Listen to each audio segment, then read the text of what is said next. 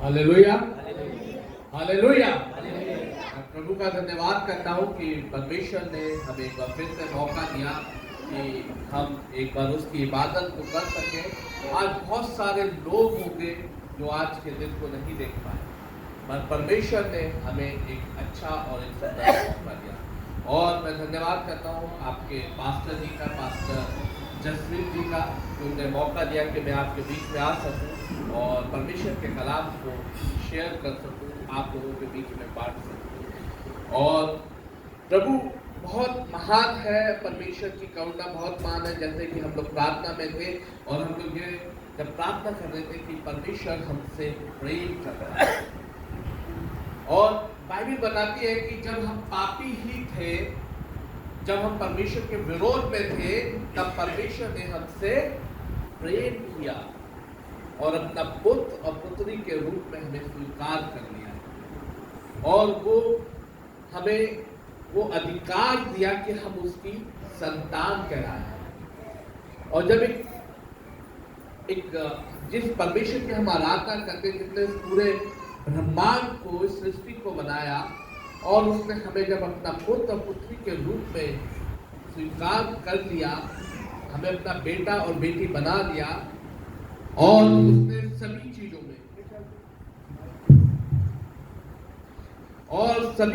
में उसने हमें अधिकार दिया। आज का वचन मैं एक बात करना चाहूंगा कि कई बार हम लोग अपने जीवन में बहुत सारी चीजों का संघर्ष करते हैं। हम प्रार्थना करते हैं, हम अपने जहां हम जॉब करते हैं, कई बार हम देखते हैं कि हमारी बीमारियां, हम लगातार प्रार्थना कर रहे हैं पर हमारी बीमारी ठीक नहीं हो पा रही। हम लगातार चर्च तो आ रहे हैं, हम सारी चीजें तो कर रहे हैं, पर हम कुछ रिजल्ट नहीं मिल पा रहा है। हमारा व्यापार या हम जो बिजनेस करते हैं या व्यापार करते हैं, उसमें उन्नति नहीं हो पा रही है। क्या रीजन है, क्या कारण है? क्या परमेश्वर हमारी प्रार्थना को नहीं सुनता? वो अवश्य हमारी प्रार्थना को सुनता। पर आज का वचन आपके लिए एक आशीष का कारण होने जा रहा है, और आज का वचन एक सामर्थ के साथ परमेश्वर आपको बताने जा रहा है कि आप अपने जीवन में क्या क्या करने की आवश्यकता है। आइए हम वचन में जाने से पहले एक छोटी सी प्रार्थना करेंगे, फिर उसके बाद हम वचन में आगे बढ़ेंगे। हे सर्वशक्तिमान सामर्थी पिता परमेश्वर, मैं धन्यवाद करता हूँ आज के दिन के लिए प्रभु, आज के वचन के लिए प्रभु। ये वचन आपका है, मैं आपका हूँ, और यहाँ बैठे हर एक जन आपके हैं प्रभु। पवित्र आत्मा आप हमें लीड करें, गाइड करें, और आज के वचन में हर एक जन से बात करें, और प्रभु हमें सिखाएं कि हम आप में दिन प्रतिदिन आगे कैसे बढ़ें। प्रभु हम पे दया करें, अनुग्रह करें। सारा आदर और महिमा आपको मिले, यीशु के नाम में मांगते हैं, आमीन। कोई मेरे से निकाले इब्रानियों की पत्री, उसका 11 अध्याय, इब्रानियों की पत्री उसका 11 अध्याय,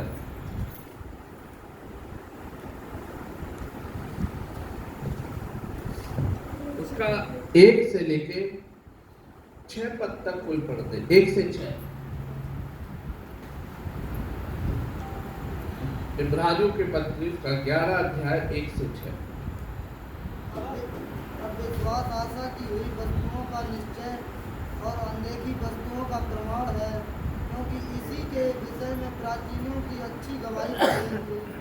विश्वास ही से हम जान जाते हैं कि सारी सृष्टि की रचना परमेश्वर के वचन के द्वारा हुई है, पर यह नहीं कि जो कुछ देखने में आता है वह देखी हुई वस्तुओं से बना हो। विश्वास ही से हाबिल ने कैन से उत्तम बलिदान परमेश्वर के लिए चढ़ाया, और उसी के द्वारा उसके धर्मी होने की गवाही भी दी जी। क्योंकि परमेश्वर ने उसकी भेंटों के विषय में गवाही दी, और उसी के द्वारा वह मरने पर भी अब तक बातें करता है। विश्वास ही से हनोक उठा लिया गया कि मृत्यु को न देखे, और उसका पता नहीं मिला, क्योंकि परमेश्वर ने उसे उठा लिया था, और उसके उठाए जाने से पहले उसकी यह गवाही दी गई थी कि उसने परमेश्वर को प्रसन्न किया है, और विश्वास बिना उसे प्रसन्न करना अनहोना है, क्योंकि परमेश्वर के पास आने वाले को विश्वास करना चाहिए कि वह है और झूठने घूमने वालों को प्रतिफल देता है। हालेलुया, आमीन। क्या है छठा पद? याद रखिए कि विश्वास बिना प्रसन्न करना परमेश्वर को अनहोना है, और जो कोई परमेश्वर को खोजता है और जो कोई परमेश्वर के पास आता है उसे विश्वास करना है कि जो उसे खोजता है, जो उसे ढूंढता है, जो उस पर विश्वास करता है वो उसे प्रतिफल देता है। आमीन, हालेलुया, हालेलुया। कहिए कि जो उसे खोजता है वो उसे प्रतिफल देता है। कई बार हम लोग चर्च आते हैं, प्रार्थना करते हैं, सब कुछ अच्छा चलता है, पर कहीं ना कहीं हमारा विश्वास कहाँ होता है? मैं पूछना चाहता हूँ, विश्वास है क्या चीज? इंग्लिश में इसे फेथ कहते हैं, हिंदी में तो विश्वास कहते हैं। अगर बिलीव को अगर हम देखेंगे, मैं पढ़ रहा था बिलीव भी विश्वास होता है हिंदी में, और जो फेथ जो इंग्लिश में है उसको भी विश्वास कहते हैं हिंदी में। दोनों अलग अलग है। बिलीव एक अलग है और फेथ अलग है। फेथ है क्या? विश्वास जो इंग्लिश में है फेथ, वो है क्या? हम विश्वास करते हैं कि हम बिलीव करते हैं कि जो कुछ हम देखते हैं, ये सृष्टि को देखते हैं और उनमें पेड़ पौधे हम जो देखते हैं, हम बिलीव करते हैं कि ये परमेश्वर ने बनाया है। और फेथ क्या है? वो चीज क्या है? जो चीज अगर हम पढ़े, इब्रानियों 1:11 लिखा है, अब विश्वास आशा कोई वस्तु का निश्चय और अनदेखी वस्तु का प्रमाण है। जो हम नहीं देखते, जो हमारे जीवन में हम नहीं दिखती, यदि हम उस पर विश्वास कर ले कि ये मेरे जीवन में होने जा रही है, तो वो ही विश्वास है, और वो विश्वास हमारे जीवन में कार्यरत होता है। कैसे? कि अगर अभी हम पढ़ रहे थे कि केन से उत्तम बलिदान हाबिल ने चढ़ाया, विश्वास से हम बिलीव कर सकते हैं कि यीशु मसीह हमारे लिए आए।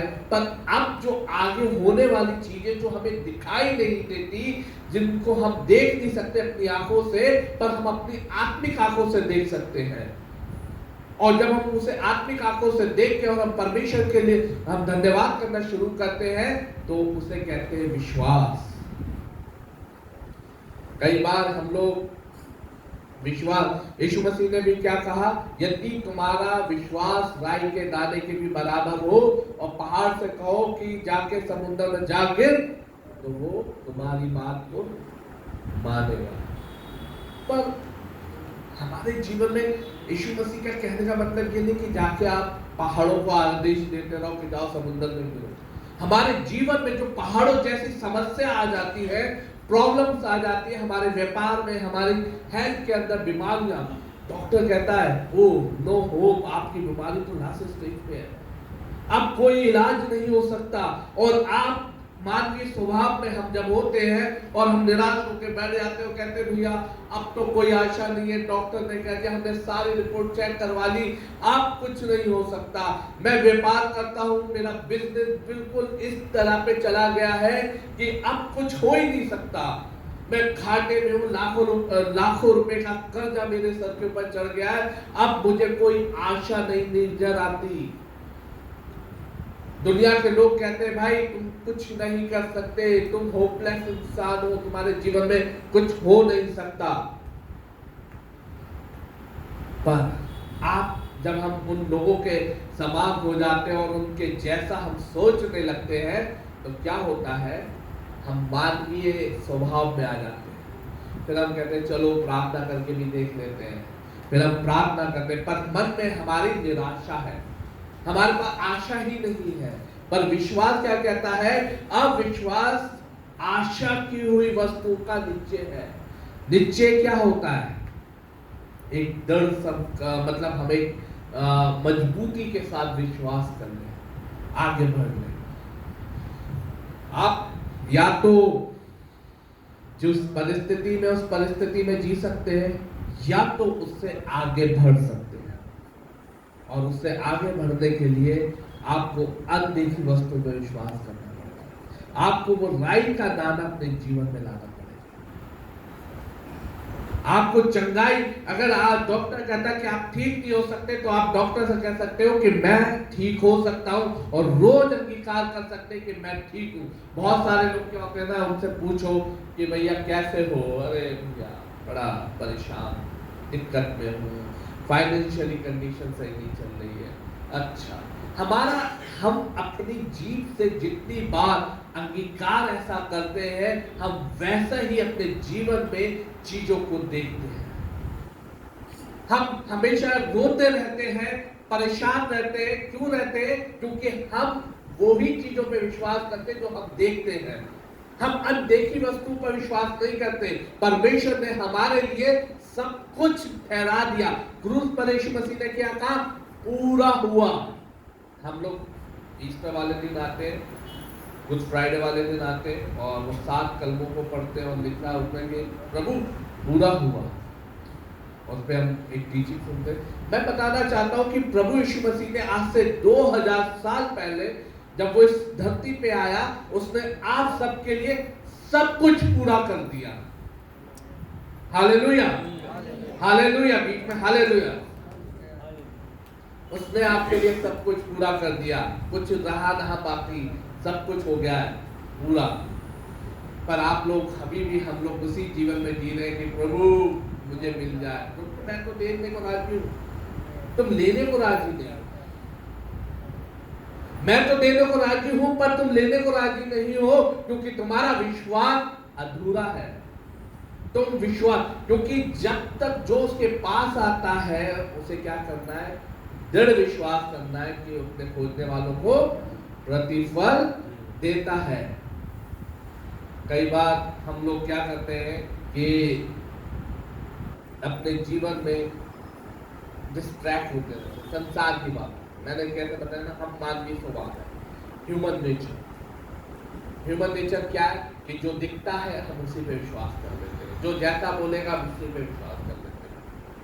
आज दुनिया में बहुत सारे लोग हैं, बहुत सारे बाबा हैं, बहुत सारी जगह जाएंगे, अपने भविष्य को दिखाएंगे, ज्योतिष सब जाते हैं, पर वो कभी किसी का फ्यूचर नहीं बताना। वो हाँ साहब आपके जीवन में ये चीजें हो सकती हैं, इसके लिए ये होगा वो होगा। पर परमेश्वर ने आज से 2000 साल पहले प्रभु यीशु मसीह ने आपके लिए सब कुछ पूरा कर दिया है। अब प्रॉब्लम कहाँ है? प्रॉब्लम यहाँ आ रही है कि हम उस वचन को ग्रहण नहीं कर पा रहे, हम परमेश्वर के वचन में आगे नहीं बढ़ पा रहे। मैं एक आपको एक बात बताता हूँ। 2 व्यक्ति थे और उनको क्या हुआ कि उनको एक टास्क दिया गया, मतलब वो लोग क्या किया कि पेड़ काटने का। तो दोनों को एक कुल्हाड़ी थी दोनों के पास और दोनों को पेड़ काटने का मौका दिया और 2-3 घंटे बाद पेड़ काटे उन लोगों ने। और एक ने 1 घंटे में 10 पेड़ काटे और दूसरे ने 20 पेड़ काटे। अब आप बता सकते हैं कि 1 घंटे में एक ने 10 पेड़ क्यों काटे और दूसरे ने 20 क्यों काटे? दोनों ने मेहनत की।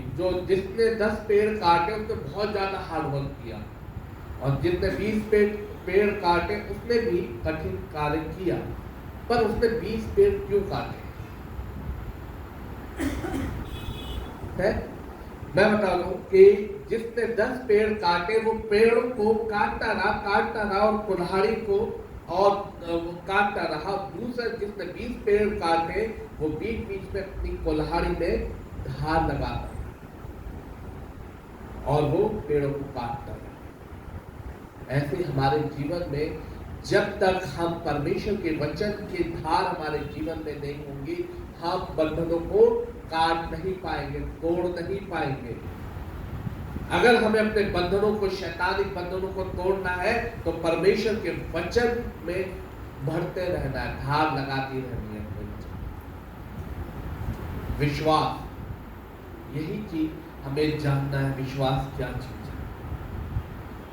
आपका हो सकता है दुनिया में, मेरे को एक बार हम लोग जब बाइबल कॉलेज में थे तो बहुत सारे लोग कहते हैं कि अरे आपको अरे आप आगे नहीं बढ़ पाओगे, मेरे एक वार्डन थे। अरे मैं शुरू में मैं एक हिंदू बैकग्राउंड से आया था और मुझे बाइबल के बारे में कुछ नहीं पता था, और वो कहते थे कि आशीष आपका जो आप मेरे को नहीं लगता कि आप आगे बढ़ पाओगे। मुझे नहीं पता था, पर मैंने सोचा नहीं, मैं अपना जीवन देखे प्रभु में आगे आया हूँ तो मैं आगे बढ़ूंगा। मेरा वार्डन या मेरा प्रिंसिपल क्या कहता मुझे नहीं पता, और मैं बढ़ा। और मैं नहीं जानता कि परमेश्वर ने मुझे हमेशा आफ्टर द ग्रेजुएशन में एक लीडरशिप में आया, और उस समय मैं ग्रेजुएट था, ज़्यादा यंग, मतलब मेरी एज भी नहीं थी, मैं यंग था, 22-23 साल की एज थी, और मुझे उस समय 120 पीपल मेरे अंडर में काम करते थे, मुझे आफ्टर ग्रेजुएशन। और जो वार्डन मुझसे कहते थे वो भी मेरे अंडर, मतलब मैं एक सीनियर लीडरशिप में पहुंच गया था। मेरा कहने का मतलब, मैं परमेश्वर के उनने जब मुझसे कहा कि ये नहीं आप कर पाओगे, तो मेरा कहने का मतलब ये है कि हम जब परमेश्वर के वचन में बढ़ते हैं, लोग चाहे कुछ भी कहते रहे, हम आगे बढ़ सकते हैं। हालेलुया। देखिए, दुनिया पर परमेश्वर ही आपको आगे बढ़ाता है। दुनिया के चाहे डॉक्टर हो, चाहे कितने भी बड़े बड़े एक्सपर्ट, जो बहुत एक्सपर्ट लोग हो, चाहे वो कुछ भी कहे, उन पे हमें नहीं सुनना। आजकल यूट्यूब पे बहुत सारे मोटिवेशनल लोग आने लगे, बहुत सारा मोटिवेट करते लोग। मैं आज बताना चाहता हूँ, परमेश्वर का वचन आपको उत्साहित करता है और आपको बताता है कि मैंने आप सबके लिए पूरा कर दिया। क्योंकि जब राजा के संतान होते हैं तो आप राजा के समान चलना। एक पास्टर थे, और जब वो एक चर्च में ट्रांसफर होके गए तो, और उन्होंने उनको एक पार्सनेज मिला, और पार्सनेज मिला तो उन्होंने लोग बोले कि अरे पास्टर के घर में तो कुछ भी नहीं, पर पास्टर ने कहा कि नहीं, मेरे पास सब कुछ है। उन्होंने गवाही देना शुरू कर कि प्रभु ने मुझे बहुत टाइम से आशीष दी, बहुत टाइम से आशीष। मेरे घर में टीवी है, फ्रिज है, ये है, मतलब वो गवाही दे रहे थे। लोगों ने कहा ये कब आ गया पास्टर, हमको देख रहे तो कुछ नहीं है। तो लोगों ने जाके देखा कि कहाँ है, चलो देख के आगे पास्टर के घर में है कि नहीं। और वो जब गए तो उन्होंने वहाँ कुछ नहीं देखा। तो उनका पास्टर जी आपको कह रहे थे कि प्रभु ने मुझे ये नहीं दिया। कहना मैं अपनी आत्मिक आंखों से देख रहा हूँ, आप सांसारिक आंखों से देख रहे इसलिए आपको नहीं दिखाई दे रहा, मैं आत्मिक आंखों से देख रहा हूँ कि मुझे मिल गया है। हालेलुया। और कुछ समय के बाद उन्हें मिल गया। आज मैं आपको बताना चाहता हूँ, उत्पत्ति की पुस्तक से अब्राहम के बारे में आप सब जानते हो। जब अब्राहम अपने पिता के घर में रहा करता था, परमेश्वर ने उसे दर्शन दिया और कहा कि हे अब्राहम, अपने पिता का घर छोड़ और उस देश को जा जो मैं तुझे दिखाता हूँ, और मैं तुझमें से एक बड़ी जाति बनाऊंगा। अब्राहम क्या था? अब्राहम की वाइफ क्या था? बांझ थी। वहां लिखा है, अगर उससे 11वें अध्याय में पढ़ेंगे, लिखा उसकी वाइफ बांझ थी और उसके कोई संतान नहीं थी। तो परमेश्वर से वो कह सकता है, परमेश्वर ये कैसा वादा है, मेरी बीवी को अभी तक कोई बच्चा नहीं, क्योंकि उसकी उम्र थी 75 ईयर, 75 साल का हो गया था, और 75 साल में उसको कोई बच्चा नहीं था। और वो कह सकता था, प्रभु मेरे पास तो कोई बच्चा नहीं, तू मुझमें से कैसे बड़ी जाति बनाएगा? सवाल कर सकता था।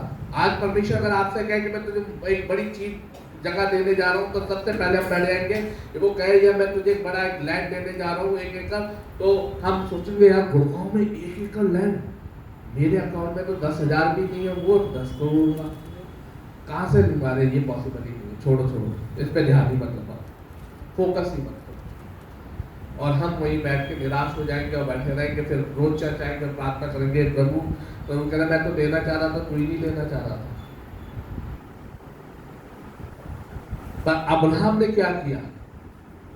उन्होंने कहा ठीक है प्रभु, जैसा तू कहता वैसा ही करूंगा, जहां तू ले जाएगा वहां मैं जाऊंगा।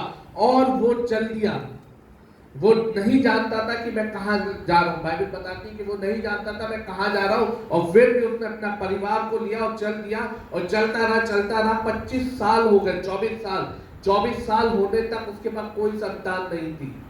तब एक दिन प्रभु ने कहा कि अब्राहम मेरी उपस्थिति में चल, और मैं तुझमें से, तो देखो एक वाचा का जो मैंने तुझसे वाचा बांधी है उसमें, और हम आगे जानते हैं कि अब्राहम से इसहाक हुआ, इसहाक से उसके बेटे हैं इसराइल जो देश आज हम जानते हैं, और जितने मसीह लोग विश्वास करते हैं दुनिया में, सब अब्राहम की संतान बन गए। हालेलुया।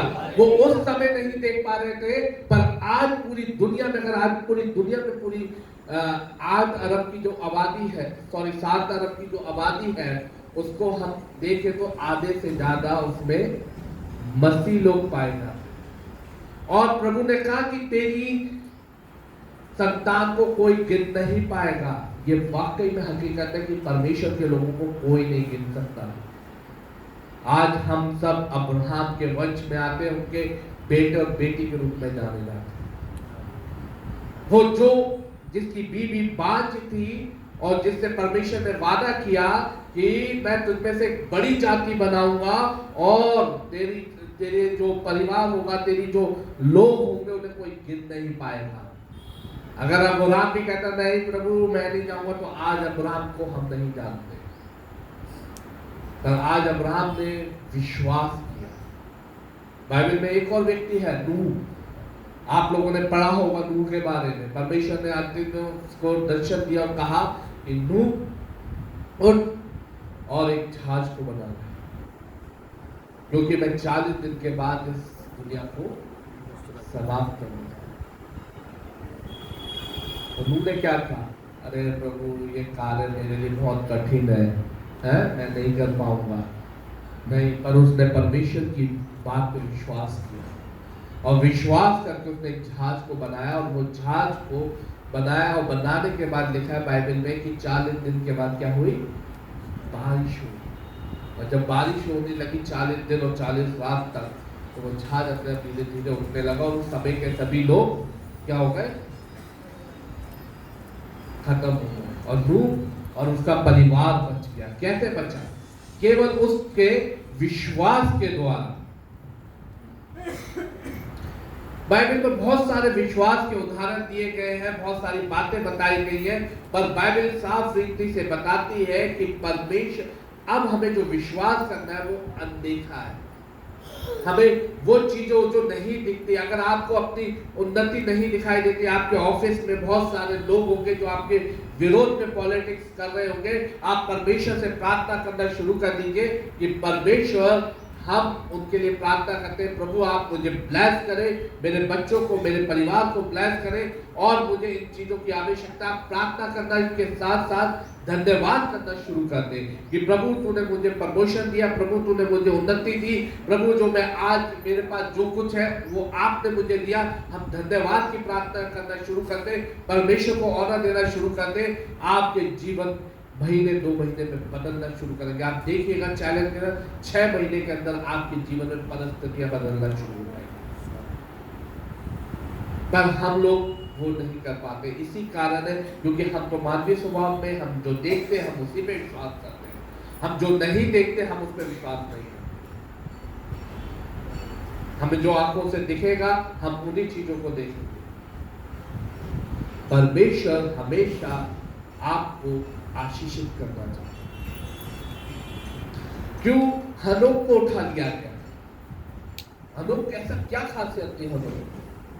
परमेश्वर को प्रसन्न किया है, परमेश्वर को प्रसन्न किया। वो परमेश्वर को प्रसन्न करना, और बाइबल कहती है बिना विश्वास के उसे प्रसन्न करना अनहोना है। जो परमेश्वर को खोजते हैं उन्हें विश्वास कर लेना है कि वो अपने खोजने वालों को क्या देता है? प्रतिफल देता है। वो उन्हें आशीषित करता है, उन्हें ब्लेस कर दिया। आज आप इस बात को कहें कि प्रभु ने मुझे आशीषित कर दिया, मुझे आशीषित कर दिया। आपको बाइबल में एक घटना है, एक लेडी थी जिसे लहू बहने की बीमारी थी और 12 साल लग गए उसे इलाज कराने में। 12 साल तक वो बहुत सारे वैद्यों के पास, उस समय के जो भी डॉक्टर होंगे उसके पास जाती रही, अरे मेरा इलाज करो। और जो भी उसके पास पैसा था, पहले उसके पास पैसा था तो वो अच्छे से डॉक्टरों के पास जाती रही। जब आज दुनिया में लोगों के पास पैसा होता है ना, तो क्या होता है? सबसे बड़ा हॉस्पिटल कौन सा है गुड़गांव में? मेदांता। हाँ, वहाँ चलेंगे, अरे वहाँ बहुत बड़ी फैसिलिटी है, अरे बढ़िया बढ़िया डॉक्टर है वहाँ, उनके पास चलेंगे। वो जाएंगे, वो टेस्ट लिखवाएंगे, अच्छा ठीक है अब तो हम ठीक हो जाएंगे क्योंकि हम तो इंडिया के सबसे बड़े हॉस्पिटल में, और मैं और फिर अच्छा फोर्टिस करके है, फिर पार्क है, बड़े बड़े हॉस्पिटल हैं जिसके पास जैसा पैसा वैसे हॉस्पिटल में जाते हैं, क्योंकि उनका किस पे विश्वास है? अपने पैसों पे विश्वास। और फिर वो बड़ा पैसा खर्च करते हैं और देखते हैं कि बहुत सारे लोग उसमें से जीवित ही नहीं निकल पाते, वहीं के वो ऊपर चले जाते हैं। बहुत सारे केस होते हैं, 90 मैं जानता हूँ जितना डॉक्टर जाएंगे। आप छोटी सी बीमारी में, मैंने डेंगू के विषय में पढ़ा था, ये फोर्टिस हॉस्पिटल जो हुड्डा सिटी के पास है, एक परिवार अपने बेटे बच्चों को लेके आया, उसे डेंगू था और 12 लाख रुपए का बिल बना दिया और उसका बच्चा भी नहीं था, उस पर केस चला। क्या हुआ? ना पैसा रहा, पैसा भी गया, बच्चा भी गया, क्या फायदा हुआ?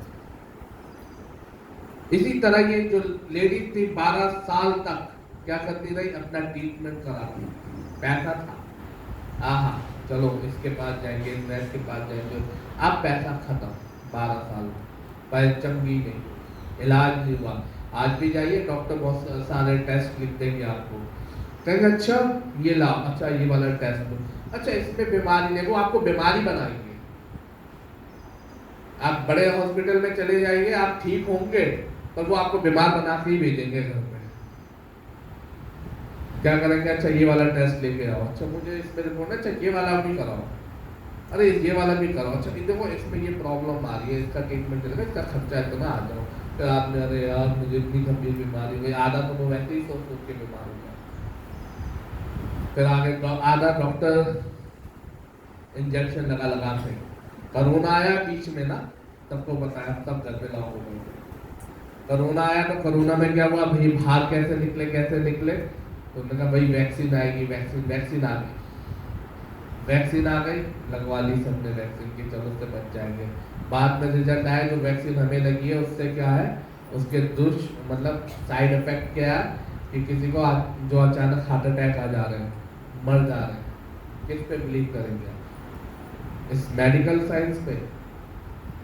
ये कभी भी आपको कोई भी डॉक्टर सही इलाज नहीं कर पाता, पर एक है जो आपका इलाज कर सकता है। तो जो स्त्री थी वो क्या कर रही थी? अपना सारा पैसा बर्बाद करने के बाद क्या हुआ, आखिर में उसने एक निर्णय लिया। क्या निर्णय लिया? कि यदि मैं उसके आंचल को भी छू लूंगी तो चंगी हो जाऊंगी। अब 12 साल तक तो खूब उसने अपने पैसा अलग अलग डॉक्टरों को दे दिया और इलाज करवा लिया, पर वो चंगी नहीं हुई। अब वो बड़ी परेशान थी और समाज में उस भीड़ में वो जा नहीं सकती थी, पर उसने मन ही मन कहने लगी कि यदि मैं उसके आंचल को छू लूंगी तो मैं चंगी हो जाऊंगी, यदि मैं उसके आंचल को छू लूंगी तो चंगी हो जाऊंगी। वो इस बात को दोहराने लगी और एक दिन उसे पता चला कि यीशु जगह, यदि मैं उसके आंचल को छू लूंगी तो चंगी हो जाऊंगी, मेरे लिए ही काफी है, मेरे को प्रार्थना करवाने की जरूरत नहीं है, मुझे कहीं जाने के, मैं केवल उसके आंचल को छू लूंगी, चंगी हो जाऊंगी। और बाइबल क्या बताती है? वो चंगी हुई या नहीं हुई? हुई। केवल उसने परमेश्वर के आंचल को छुआ और वो चंगी हो गई। Hallelujah, hallelujah. यही है विश्वास। जब तक आप अपने मन में, अपने जीवन को, अपने जो परेशानियों को डांटेंगे नहीं, कि उसको भगाएंगे नहीं, अपने बंधनों को तोड़ेंगे नहीं, तब तक आप बंधे रहेंगे। चाहे आप कितनी प्रार्थना करना जरूरी है, मैं प्रार्थना के विरोध में नहीं हूँ। बाइबल पढ़िए, विश्वास की बाइबल क्या कहती है कि विश्वास बिना उसे प्रसन्न करना अनहोना है। बाइबल ये नहीं कहती कि आप इतनी सारी वचन को पढ़ते रही, पर ये भी कहती है व्यवस्था की ये पुस्तक तेरे चित्त से न उतरने पाए। आज अपनी परिस्थितियों में जीना छोड़कर अपनी परिस्थितियों को बदलने के लिए अंगीकार करना शुरू कर दे। ये मत कह रहे मेरा कुछ नहीं होता। मैं हमारे मिलने वाले हैं रिश्तेदार, वो तीनों जब पैसा कमाते हैं, अच्छा मैं प्रभु की सेवा में हूँ और मैं समझता हूँ कि मेरी वाइफ भी वर्किंग है और मैं जो मुझे प्रभु चर्च की ओर से जो मुझे मिलता है इट्स नॉट सैलरी, मुझे सैलरी नहीं मिलती, मुझे सपोर्ट हम बोलते हैं। और जब से मैं प्रभु में आया, जब से मेरे को मतलब बहुत ज़्यादा नहीं, पर हाँ इतना जरूर मिलता है कि हम अपने जीवन को चला सकें। और कई बार क्या होता है कि मेरे कोई रिलेटिव है, वो उनके हस्बैंड भी कमाते हैं, उनकी मैडम भी कमाती है, उनका लड़का भी कमाता है, और जब भी उनके पास जाओ तो कहते हैं, अरे हम बड़े परेशान हैं, और वो हमेशा परेशानियों में ही रहते हैं क्योंकि वो अंगीकार करते रहते हैं। वो ऐसा, मेरे को कुछ लोग होते हैं ना मिलवाने, यार क्या बताया, व्यापार घाटे में चलो, का व्यापार घाटे में ही जाएगा, अरे यार क्या बताऊं, आज इनकम ही नहीं होगी, तो इनकम ही नहीं होगी, क्योंकि आप जैसा अपने मुंह से अंगीकार कर रहे हैं। क्योंकि परमेश्वर ने क्या करा है, अपने जो सृष्टि की रचना कैसे की है, आदि में वचन था, वचन परमेश्वर के साथ था, और वचन ही परमेश्वर था। आदि में परमेश्वर ने वचन की रचना कैसे की, उसने कहा उजियाला हो, उजियाला हो गया। तो परमेश्वर ने हमें अपने रूप, अपनी समानता में बनाया, तो वो अधिकार हमारी जीभ में भी है। इसलिए हम क्या कहते हैं कि अपने वचन से हम, यदि कोई अब्राहम को कहे, यदि कोई तुझे शाप दे तो मैं उसे शाप दूं, और यदि कोई तुझे आशीष दे तो मैं उसे आशीष दूं। हम बहुत सारे लोग होते हैं, हम अब्राहम के वचन होकर भी एक दूसरे को आशीष की जगह शाप देने लगते हैं। अपने मुंह से दूसरों के लिए शाप देना बंद करना है, क्योंकि ये वचन, जो विश्वास का वचन जो हमें दिया गया है, उससे हम आशीष दें, और जो वो आशीष मल्टीप्लाई होकर आपके जीवन में आए। कई बार हम लोग तो अंगीकार करना शुरू करें, अपने जीवन के अपने बंधनों को तोड़ने के लिए अंगीकार करना शुरू करें। ये नहीं कि अरे साहब मैं बड़ा परेशान हूँ, आज मैं गया था और मैं बड़ी मुश्किल में था। जब आप ऐसा बोलेंगे, आप हमेशा रोते रहेंगे, परेशान रहेंगे, निराश रहेंगे, तो आप कहाँ जिंदगी भर आपका कोई कुछ नहीं कर सकता। आप चाहे कहीं पे भी चले जाए, आप बड़े से बड़े पास्टर के पास चले जाएं, बड़े चर्च में चले जाएं, आप सोचे उस चर्च में आशीष मिलेगी, क्योंकि आपके अंदर विश्वास की कमी है। आप अपने घुटनों में आए, प्रार्थना करने लगे, प्रभु को धन्यवाद करना शुरू करें। अगर आज आपको जो चीज चाहिए उसके लिए प्रार्थना करने लगे, कहें प्रभु मैं धन्यवाद करता हूं। हम लोग धन्यवाद नहीं करते। आपको अगर मत्ती रची सुसमाचार में, मैं इसलिए आपको बता रहा हूँ उदाहरण बाइबल में से, कि आप समझे बाइबल पूरी विश्वास पे। यीशु मसीह जिसको भी चंगा करते दूंगा, तो क्या तू विश्वास करता? हाँ मैं विश्वास करता हूँ, तो चंगा हो जा। बाइबल में लिखा है एक सूबेदार के बारे में, मत्ती रची सुसमाचार में अगर पढ़ेंगे उसके 8 अध्याय में, तो वहाँ एक सूबेदार के बारे में लिखा। वो यीशु मसीह के पास आता, कहता है प्रभु मेरा जो सेवक है ना, वो लकवे से मरीज है, उसको लकवा मार गया, वो पैरालाइज बोलते हैं, तो पैरालाइज हो गया, वो चल नहीं सकता, वो बड़ी पीड़ा में है, और मैं उसके लिए आया हूँ। और मैं कहा तू एक काम कर, उनका प्रभु का तू क्या चाहता है कि मैं उसे तेरे घर चल के चंगा करूँ? नहीं प्रभु नहीं, तू केवल यहीं से बोल दे कि चंगा हो जा, तो वो चंगा हो जाए। कहना मैं तो इतना बड़ा अधिकारी हूँ कि अगर मैं एक से बोलता हूँ इधर आ और दूसरे से बोलता हूँ उधर जा, तो वो मेरी बातों को मानते हैं, पर मैं नहीं चाहता कि तू मेरे छत चले आए, पर तू यहीं से बोल दे। तो प्रभु कहते ऐसा विश्वास पूरे इस्राएल में मैंने नहीं देखा, और उसी घड़ी उसका सेवक चंगा हो जाता। कहाँ है? यही है विश्वास। ये वो चाबी है जो आपके सारे बंद तालों को खोल सकती है। कई बार कई सारे बंधनों में हम बंधे रहते हैं और हम इधर उधर भागते रहते हैं, पर हमारे पास जो चाबी है ना, हम उसका इस्तेमाल नहीं करते। हम बंधे हुए इधर भी जा रहे हैं, उधर भी जा रहे हैं, चलो वहां गए, यहाँ कोई फायदा नहीं, उधर गए, यहाँ कोई फायदा नहीं, और हम अपनी परिस्थितियों में जीना शुरू, वैसे ही जीने में हमें खुश है। मैंने क्या बताया था कि अगर प्रभु कहेगा कि मैं तुम्हें एक बड़ी आशीष देने जा रहा हूँ, बड़ा घर देने जा रहा हूँ, तेरे व्यापार में एक बड़ी आशीष देने जा रहा हूँ, तेरे कार्यस्थल में एक बड़ी आशीष देने जा रहा हूँ, मैं तुझे प्रमोशन देने जा रहा हूँ, तो सबसे पहले सवाल आएगा यार ये कैसे होगा, मेरे पास तो कुछ भी नहीं है। मैं बताना चाहूँगा, जब मैं अपने घर से निकला तो मेरे जो परिवार वाले हैं वो केवल हिंदू थे, हम लोग राजपूत फैमिली से बिलोंग करते हैं, हापुड़ राजस्थान। तो मेरे फादर मुझसे मतलब वो प्रभु में नहीं है, और जब मैं निकला तो मेरे पास एक बैग लेके निकला था। मैं यहाँ एक बार मैं पूरा मेरे घर पे बात हुई कि तुम्हें आगे क्या करना है, तो मेरे फादर का अच्छा बिजनेस था, उन्होंने मुझे कोर्स कराने के लिए 2.5-3 लाख रुपये उस समय आपसे 2005-6 की बात उन्होंने खर्च कर दिए थे, और मैं वो कोर्स करते करते छोड़ दिया। मैं नहीं करूँगा, वो उनके बिजनेस से रिलेटेड कोर्स था। तो 2.5-3 लाख रुपये उन्होंने जमा किए थे उस समय, 3-3.5 लाख और जो भी हो। तो मैं कहा मैं नहीं करूँगा, तो कहना तुम्हें जो करना करो। तो मैं घर से केवल एक बैग लेके निकला था, और मुझे नहीं पता था कि मुझे आगे क्या होगा। जो मुझे जो सपोर्ट मिलती थी और वो बहुत ही कम होती थी, और मैंने उससे चलते चलते परमेश्वर ने मुझे इतना आशीषित किया, आज मेरे पास किसी भी चीज़ की कमी नहीं है, क्योंकि मैं कभी पीछे मुड़ के नहीं। मेरी बेटी OLF में पढ़ती है, उसकी फीस बहुत ज़्यादा है, और अभी हमारे जब मेरी बेटी पहले न्यू कॉलोनी में पढ़ती थी OLF आवा लेडी फातिमा में, तो उसका वो क्लास पास करके वो 5th में गई। तो 5th में सेक्टर 14 स्कूल है।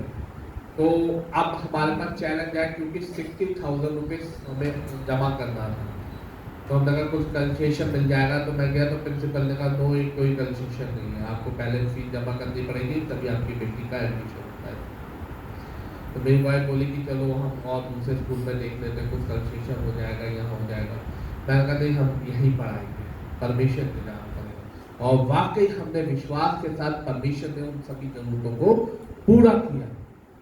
जब हम कहते हैं कि ये युद्ध जो है परमेश्वर का है, संग्राम तो यहोवा का है, हम फिर काय को हम आगे बढ़े। जब उसने हमारे लिए पूरा कर दिया तो हम क्यों चिंता लें। इसलिए यीशु मसीह कहते हैं, हे बोझ से दबे हुए लोगों, मेरे पास आ जाओ और अपना बोझ मुझे दे दो।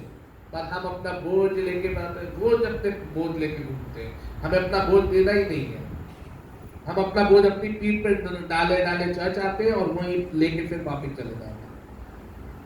आज अपना बोझ यहीं पे छोड़ के जाए कि प्रभु मैं आज अपनी सारी परेशानियों को, सारी दिक्कतों को, सारी बीमारियों को आपको देता हूँ, या मैं तोड़ देता हूँ बंधनों को जो मुझे बांधते हैं। आप डेली आए और अपना डेली बोझ लेके चले जाए, उससे कोई बेनिफिट नहीं, और लेके फिर लोगों के पास घूमते रहे। परमेश्वर ने हमें देने वाला बनाया है, लेने वाला नहीं। आप इस पे विश्वास करिए, परमेश्वर हमें देता है, देने वाला बनाना चाहता है। क्योंकि राजा के बच्चे कैसे होते हैं, वो भिखारियों की तरह मांगते हैं, अरे दे दो दे दो दे दो। कोई राजा का यहाँ पे गुड़गांव में कोई बड़ा अमीर आदमी होगा तो उसके बच्चे क्या करेंगे, कैसे घूमेंगे, गाड़ियों में घूमेंगे, लोगों पे हाँ हम और हम किसके बच्चे हैं, राजाओं के राजा के। तो हमें कैसा रहना चाहिए, हमारा एटीट्यूड कैसा होना चाहिए, हमारा व्यवहार कैसा होना चाहिए, हमारा नेचर कैसा होना चाहिए। हमेशा बड़े परेशान है, बड़ी दिक्कत है, घर में आटा नहीं है, चावल नहीं है, बड़ी दिक्कत है, नहीं होगा कभी जिंदगी, क्योंकि आप होते रहते हैं।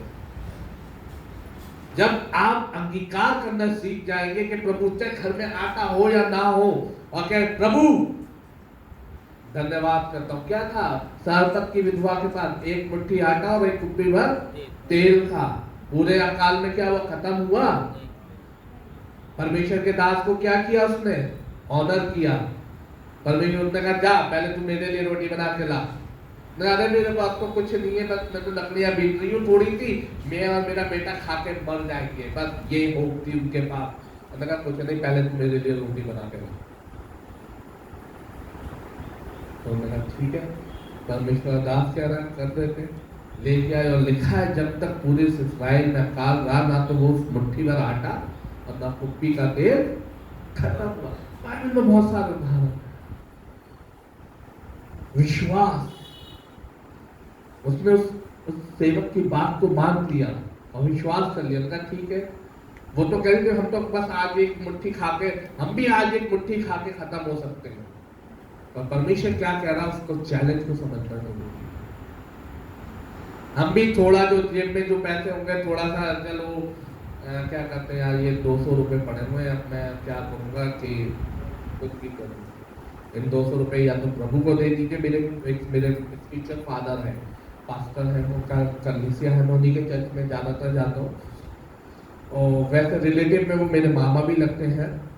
तो उनने मुझे बोला कि जब मेरे पास कम पैसे होते हैं ना, मुझे लगता है कि मुझे एक सामान खरीदना, मेरे को घर की कोई ज़रूरत का, मेरे पास लग रहा है कि वो 10,000 का आएगा, मेरे पास 8,000 है, या मेरे को 20,000 का, मेरे को 5,000 है, तो क्या वो पैसे उठा के मैं ये अरेंज नहीं करता, वो पूरे पैसे उठा के चर्च में दे देता हूँ। प्रभु तू कर कह रहे कि तो ये चीज उनने वो सिद्धांत उन्होंने अपने जीवन में बना रखा। और जब वो चर्च बिल्डिंग के लिए संघर्ष कर रहे थे कि हमें दिल्ली में, तो उन्होंने क्या किया कि उन्होंने कुछ पैसा जोड़ा अपनी चर्च बिल्डिंग के लिए। और एक दिन एक कोई पास्टर आए, उन्होंने कहा कि भाई मेरा चर्च बन रहा है, लैंडर पड़ने वाला है, मेरे पास पैसे नहीं है। तो उन्होंने क्या किया, जो चर्च के लिए फंड उनके पास था उन्होंने उसको दे दिया। उन्होंने कहा ठीक है, आपके चर्च के अंदर मैं आपका चर्च बनवाता हूँ, प्रभु मेरा चर्च बनवाएगा। और कुछ समय के बाद परमेश्वर ने 4 मंजिल का चर्च दे दिया। हालेलुया। उसमें उनके 4 मंजिल का अभी उनके पास है। पहले उनके पास एक छोटे से हॉल में प्रार्थना कर रहे थे, आज उनके पास 4 मंजिल का चर्च है, करोड़ों रुपए का। तो परमेश्वर कैसे करता है? विश्वास से। जब आप देखने लगोगे आंखों से, ऐसे नहीं करता। क्यों आज बहुत सारे लोग इस चीजों को कहते हैं? और क्या वो उनके पास कोई अलग स्पेशल है? वो उनके क्या 4 हाथ या कुछ अलग स्पेशल है, या आपसे कुछ अलग है? वो नहीं, वो सब हम में से ही है। पर उन्होंने विश्वास किया। कैन की भेंट क्यों नहीं परमेश्वर ने स्वीकार की? हाबिल की क्यों की? उसने विश्वास से उत्तम चीज दी, परमेश्वर को ऑनर किया। आज जब हम इस भवन में आते हैं, परमेश्वर को ऑनर करें, आदर करें, सम्मान करें, विश्वास करें। हमारे पास जो अच्छे से अच्छा हो हम उसे बोलना शुरू करें। हम अपनी घटी में से अपनी बढ़ोतरी के लिए बोएं। अगर नहीं बोएंगे तो मैं समझता हूं कि फिर हम आशीषित कैसे हों। अब्राहम ने क्या किया? परमेश्वर ने अपना बेटा दे दे। तो एक तो यार प्रभु इतने सालों बाद तो तूने बेटा दिया, वो भी तू मांग रहा है मुझसे, है? उन्होंने कहा ठीक है प्रभु, जैसा आप चाहते हो। वो जानता था जो देता है वो मुझे मांगता है, मैं उसे दूंगा। तो वो मुर्दों में से भी जीवित करने की सामर्थ रखता है। और वो अपने बच्चे को लेके, सांप को लेके चला गया और मोरिया पर्वत की, और उसने देखा नहीं रुक जा। तो परमेश्वर देखना चाहता कि आपके अंदर कितना उसके ऊपर विश्वास है। उसने परमेश्वर पर पूरा विश्वास कर लिया। तो यही है विश्वास की। अगर हम अपनी समस्याओं में ही उलझे हैं, आज अगर हम अपनी ही बंधनों में बंधे रहेंगे, तो हम कभी भी आगे नहीं बढ़ पाएंगे। उस लहू बहने वाली स्त्री के समान हो जाए और कहने लगे कि मैं केवल उसके आंचल छूने से चंगी हो जाऊंगी। परमेश्वर आप सबको चंगा करना चाहता है, परमेश्वर आपको आशीष देना चाहता है, पर हम उसे रिसीव नहीं करना चाहते। हम बंधे हुए अपने बंधनों में, हम उसको नकार देते हैं। मैं एक उदाहरण देके मैं आगे की समाप्त करूंगा। एक पास्टर थे, ऐसे गांव में जाके प्रचार कर रहे थे, और प्रचार करते करते करते उन्होंने विश्वास के ऊपर प्रचार किया। वहां एक लेडीज आई, उन्होंने विश्वास के ऊपर सुना, हाँ बड़ा अच्छा प्रचार किया। अब तो मैं जाती हूँ और जाके क्या करती हूँ कि उन्होंने कहा कि राइट के गाने का विश्वास करो तो ये पेड़ क्या हो, वो पहाड़ समुद्र में गिर गया। मेरे आंगन में एक पेड़ है और उसके बगल के घर में नदी थी। उन्होंने कहा ठीक है, गई और जाके घुटनों पे बैठ के प्रार्थना करने लगी। क्या? मैं विश्वास करती हूँ कि ये पेड़ यहाँ से उखड़ कर नदी में जाके। करती रही 1 घंटा, 2 घंटा, 3 घंटा, 4 घंटा, खूब प्रार्थना की। फिर आके बोली और कहा अरे ये पेड़ तो यहाँ से गया ही नहीं, मैं तो पहले ही से जानती थी ये पेड़ नदी में नहीं। क्या मतलब हुआ? हम अपनी बीमारियों को अगर पहले से ही जान लेंगे कि ये ठीक नहीं हो गया, अच्छा आज एक प्रभु के दास ने या चर्च में प्रचार हुआ था कि विश्वास पे ऐसा ऐसा करोगे तो हो जाएगा, चलो करके देख लेते, वी आर जस्ट ट्राइंग। ये कोई डेमो नहीं है कि हाँ चलो करके देख लेते। और हम पहले से जानते थे कि मेरी बीमारी मेरे जीवन से नहीं जाएगी, मेरी समस्या मेरे जीवन से नहीं जाएगी। हम पहले से ही जानते थे।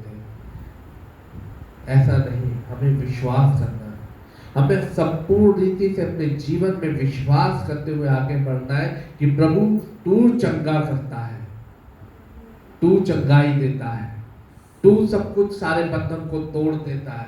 यदि ये विश्वास अगर आज अपने जीवन में आप लेके घर जाएंगे तो परमेश्वर आपको आशीषित करेगा और परमेश्वर आपके सारे बंधनों को तोड़ देगा। परमेश्वर हमेशा हर जो भी आपकी जो भी समस्या है, उस समस्या की चाबी मैंने आपको बता दी, विश्वास। आगे का जीवन आपको कैसे जीना वो आपके हाथ में। परमेश्वर ने आपके लिए पूरा कर दिया। आज से 2025 जो 24 मतलब 25 साल या 2000 साल पहले पीछे उसने पूरा कर दिया। क्रूस पे क्या कहा? पूरा हुआ। अब आपको क्लेम करना है, अब आपकी बारी है। उसने अपनी जगह, उसने अपना कार्य पूरा कर दिया, उसने कोड़े खा लिए। केवल मैंने जब कहा कि उसने आपसे पहले प्यार किया, और जो प्यार करता है वो आपके लिए सब कुछ करता है। मैंने लिखा था कि परमेश्वर ने, अगर योना 3:16 लिखेंगे, परमेश्वर ने जगत से ऐसा प्रेम रखा कि उसने अपना इकलौता पुत्र दे दिया ताकि जो कोई विश्वास करे, क्या करे? वो अनंत जीवन। यहाँ नहीं लिखा कि जो कोई बड़ा अच्छा बन के आया, क्या? विश्वास। बाइबल पूरी विश्वास पे आधारित है, और विश्वास बिना उसे प्रसन्न करना अनहोना है। इस बात को आप अपने हृदय रूपी पे लिख लीजिए, अपनी आत्मिक आंखों को खोलिए और उसे देखना शुरू कर दीजिए कि परमेश्वर मेरे जीवन में, मेरे घर में एक नया कार्य करने जा रहा है।